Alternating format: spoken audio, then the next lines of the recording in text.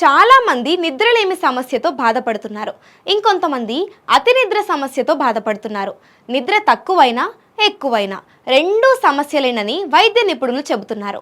నిద్ర లేకపోతేనే కాదు, నిద్ర ఎక్కువైతే కూడా అనారోగ్య సమస్యలు వస్తాయని హెచ్చరిస్తున్నారు. అతిగా నిద్రపోవడం కూడా నిద్రకు సంబంధించిన రుగ్మతలలో ఒకటి. దీనిని హైపర్సోమ్నియా అని అంటారు. నిద్రపోకపోవటాన్ని ఇన్సోమ్నియా అంటారు.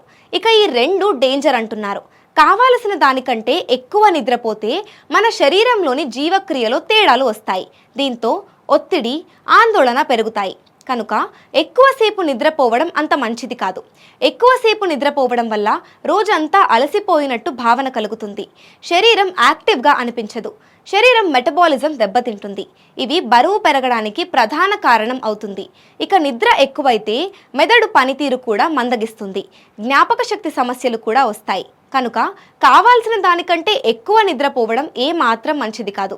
ఎక్కువ సమయం నిద్రపోవటం వల్ల మధుమేహం వచ్చే అవకాశం కూడా ఉంది.